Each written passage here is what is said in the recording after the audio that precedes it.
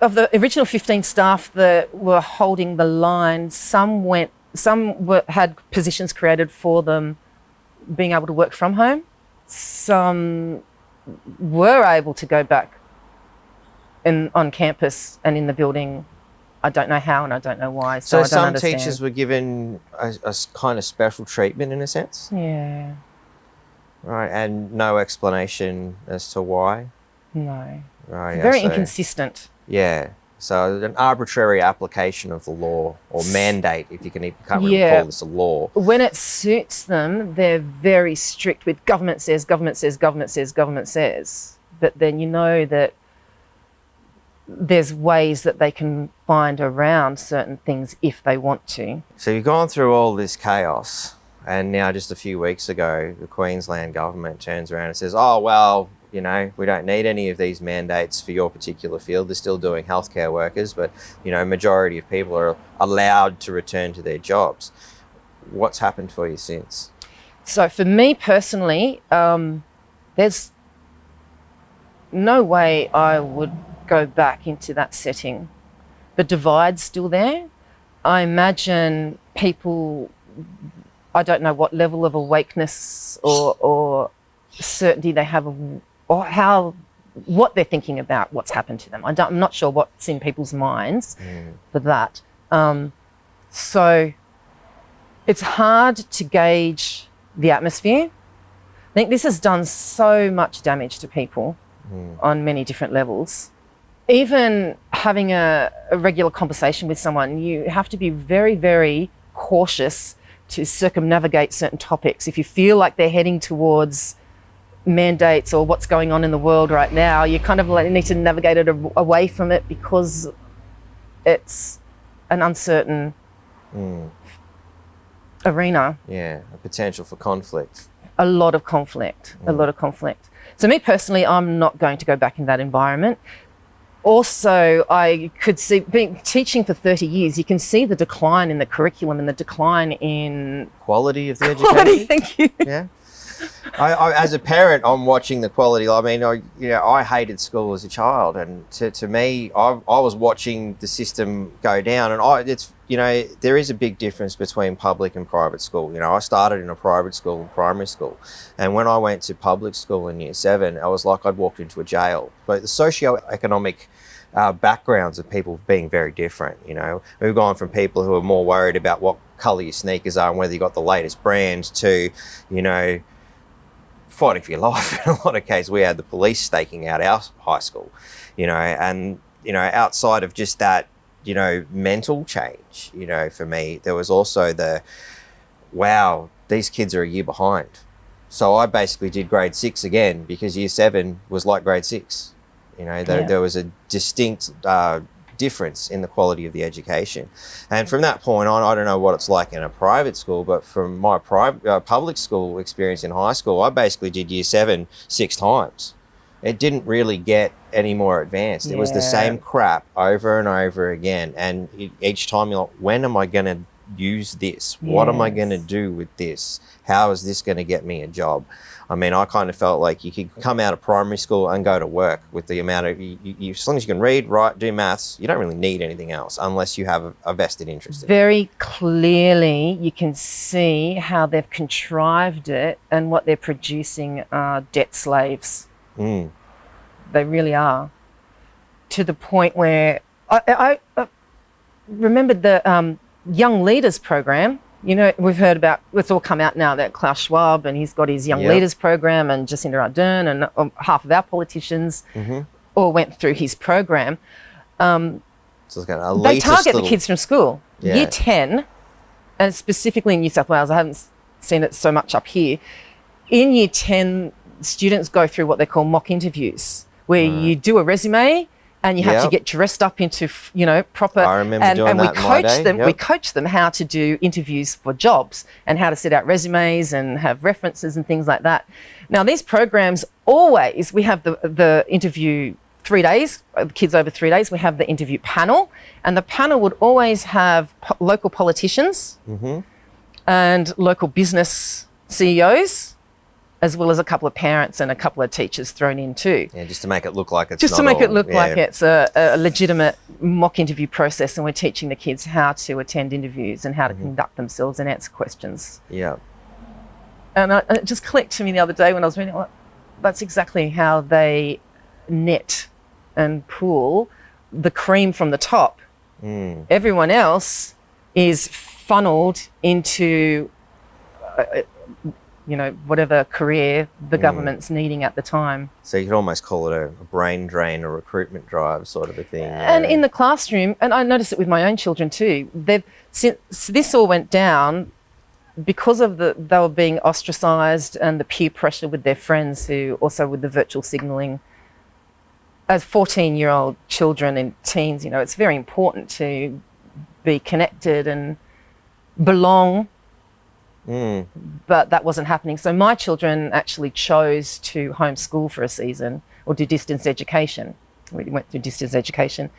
And that was last year? That was, though, they actually made the decision in January. They were still umming and ahhing because they want to be with their friends, but they themselves recognise the dumbing down of what they're learning, and that they're just being spoon-fed. They're being told what to write in what box, in what area, basically. So there's no critical thinking. There's no doing your own research. There's no putting the pieces of puzzle together and drawing your own conclusions. That doesn't happen. It's a regurgitation anymore. Process. It's a very exceptional students who do that, and that would be the individual learners. Wow. So are your children returned to school now, or they're still homeschooling? Yeah, cool. They're still homeschooling. That's the story I was telling you. It was interesting. Distance education. They're with a school that has its campus in Brisbane. It's a big school in itself, but 3/4 of the size of the school is distance education for all of Queensland. They, in the beginning of term 1, they organise get-togethers. So they start up in air. 2 teachers from Brisbane drove up. They start up in air, so all the kids around that area they went bowling. Bowling just for a social thing, get to know all the other homeschool kids in the area, and so you start building your network. So they started up in, Cairns, then they came down to Townsville, and they did all down the coast. Right. So the 2 of the teachers I was speaking to from the school were talking about the mandates and things like that, and they said that they actually lost 36 teachers were stood down. Wow. So stood down, not fired, they were just sort of leave without pay sort of a scenario. Yeah, leave without pay. They were stood down. When they knew that the mandates were about to be lifted and they could offer some positions back to teachers, and they did the ring around, they were really shocked. She was telling me that I was really shocked. The first teacher I spoke to, she said, I've actually retrained as a yoga teacher. I've always loved yoga. I've always wanted to do something like that. We've kitted out my garage as my yoga studio, and I teach 3 classes a day. I've got the best work-life balance. I see my kids. I'm the happiest I've ever been, and I'm not ever coming back to teaching. Sorry. Just like, wow. You turned that around really quickly. So she rang the next one, and the next one, similar situation. So how many of these teachers have, reformed their career path? She said they ended up getting 6 of the 36 back. Wow, so 30 teachers have found a better life outside of the education system. Fascinating stuff. That's right. And if you go... So that's just one particular... That's one school, one institution, yeah. Wow. Telegram has a Queensland Educators Against Mandates chat. Righto. There's nearly 3,000 teachers active on that every day. And that's just for Queensland? That's just for Queensland. Wow. And that's 3,000 that are active on there. How many teachers are there in Queensland? I don't know. I think it's close to 70,000. Right. 60-something, 70,000. Yeah. Because half of them was stood down. So we're talking about Red Union before, and the paperwork for the procedure. First you had to do a risk assessment, then you had the next little paperwork, then it's like, no, you still have to get the double jabs. So then you show cause letter, and they either accepted or not. Red Union, on the final letters, Red Union asked to be CC'd into the final letters. So that's where they got their numbers from. I think at the end of January, it was 26,000 teachers in Queensland. And by the time Canberra, the convoy to Canberra came around, the numbers floating around were around the 30-something thousand teachers that had been stood down in Queensland alone. Wow. Yeah, half the workforce. Half the workforce. And of course, now that they've lifted the mandates, you're looking at the chat, there's quite a huge number that were already terminated. So they've gone on to do bigger and better things. And half of them chose not to go back for the same reasons that I did as well. So the ones that did go back, the chat is, we're going back as autonomous individuals who are paid a certain number of hours a day. So I will be there when I clock on and I will clock off. As teachers, you might know that we're there excessive hours that we take home, and we're often like 1 o'clock in the morning still marking and planning and things like that. So they've all agreed that their work hours are their work hours. They're not going to go above and beyond anymore. So they've set quite strict stipulations on how they're going back, the ones that are going back. Rightio. That's be interesting to see how some of those teachers go. And rightly so. They have to protect themselves, don't they? Yeah.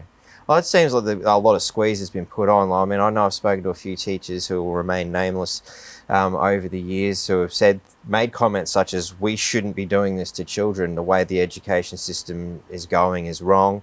I've spoken to another teacher who was just devastated to realise they can't even speak out about anything because you're basically under a gag order to not speak out against the government in any way, shape or form. As a teacher, you can't speak out against the department. You can't inform the parents or the community what's happening inside the school system.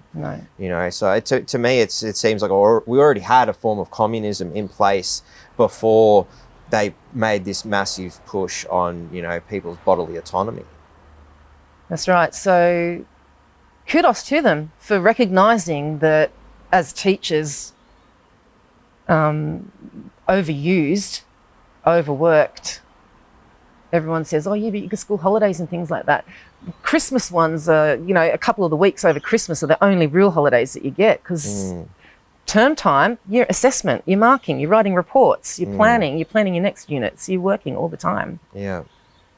It's, when I left Heatley, I actually left stress leave because you put so much into it. I'm glad I've pulled my son out of the school system. I mean, he can barely read and write at this point. He's in grade 6. You know, I was like, well, I've got to do something. So COVID seemed like a great opportunity. While we were locked down, you know, to do some stuff with him. And I mean, the teacher he had at the time, you'll love this. This is a great example of just, you know, how bad things have gotten. He had this one particular assignment he had to do, and it was like he had to identify what was on this leaf, and it was a caterpillar. Well, what's the caterpillar doing? It's eating the leaf, you know. So he submitted that. The teacher at the school comes back and says, no, he should have said that, you know, the caterpillar was there laying eggs. And my jaw hit the floor. I'm like, this is the man who's teaching my son. He's telling me that caterpillars lay eggs. Now, I'm no genius here. I don't go around chasing caterpillars to see what they do, but I'm pretty confident they become a butterfly before they do that. So I jump online, I look it up. Yep, I am not an idiot. I'm right here. So I took a screenshot of this life cycle of a butterfly and sent it to the teacher. I said, I think my son did his work properly. Oh, yes, sorry, you're right. I'm like, I think I'm going to have to take matters into my own hands after this. You just can't assume knowledge anymore. No, it's like you'd think that most people had read The Hungry Caterpillar. I mean, it was a primary school book when I was a kid, you know. Yeah. To me, I understood the basic life cycle from that book. And to have a teacher turn around and tell me, no, the caterpillar is laying eggs. I'm like, what? I mean, he was asked to observe. As it was, those were his observations, you know. So is he homeschooling as well? Yeah, he's homeschooling at the moment. I personally recommend it to anyone out there. It's great. You know, it's like it's Tuesday. And he's already done his work for the week. I know. My daughters are in year 9. So I'm glad they made the choice themselves. I let them, they're old enough now. I said to them, you know, you weigh up your options. Go your pros, go your cons. You decide, it's your future. And I said, it might not be then year 9, might not be till the end of year 12. It might just be for a season. Yep. You might find that you might just need year 9, year 10, and then go back to formal schooling for 11 and 12. You don't know. So make your choice. And they did, and they're very happy with it too. They love it. The distance education is good because they give you all the curriculum, and then you just run with that, and then you can extend yourself on certain topics that you find more interesting. Or I give them extension work. I give them extra bits and pieces too. But today's an example. We want to do other things, so we accessed Oasis, and they've got a sewing program. Rightio. So we were there from 9:30 to 2 doing the sewing program and upskilling, learning a new skill. Yeah. And the fact and a dying skill at that. Not a lot of people can mend a hole in their own clothing. Yeah. Yep. And it's just a wonderful time to spend together with them on doing something like that too. Yeah. And this season, homeschooling is fabulous. We love it. And there's lots of different ways to do it too. Yeah. If people want to look up the option, Townsville itself has got a very big homeschooling network. Always had, because of the transient nature of it, I think. And they're very active. The parents meet every term and they access all the local interest groups. So, for example, Townsville native beekeepers, the native beekeepers. So we access them, and they ran a workshop, a couple of weeks workshop on native bees, how they're different to European bees, what their life cycle is, how they build, what they do, how you harvest, and then we built all housing. So local interest groups, we did archery, you know, did drama classes. And because it's during the week when everyone else is doing something, they lower the price and they give you a lot more time. And it's just a lovely way to learn. Yeah, we recently took our boy to the museum. They had another one of those homeschooling things. I think they had a couple of like school groups coming in at the same time, but the homeschool group was also invited in. And again, it was basically a free show. Just roll in. G'day, we're here with the homeschool thing. Yeah, no worries, off you go. Yeah. So they got to sit down, they got a presentation on science and whatnot, and walk around the library, and the news lobbed up to, you know, show what a wonderful story it was and all that sort of jazz. So yeah, I think this is a much better way. And you know, there's meetups in the park all the time where they still get that social interaction. I know one of my original concerns was, will they get that social interaction still by being homeschooled? And they do. More social. And you're actually able there as a parent to see what's going on. Yeah. Find it within the classroom setting. You've obviously got 30 other individuals there that you're all trying to fit into one box. You know, it's a very archaic way of learning when you think about it. Well, as Einstein said, you can't judge a fish by its ability to climb a tree, and you've got 30 kids in a class. They're all different personalities, different abilities. And we spoke about NAPLAN earlier and how that doesn't work very well either. And you'd think Einstein, 100 years ago he would have said something to that effect, just to, give or take, and here we are 100 years later still repeating the same act of stupidity. I'm pretty sure we can say Einstein's one of those big brains that, perhaps we should have learnt something from, other than E equals MC squared. I mean, that's pretty much the only thing I think most people know him for, But, outside of that, to be able to point out that he failed through the education system and we're still running through the archaic process. In fact, it's getting worse as classroom sizes are getting bigger, teachers are getting more and more overworked, the government is interfering in the system a lot more than it used to as well.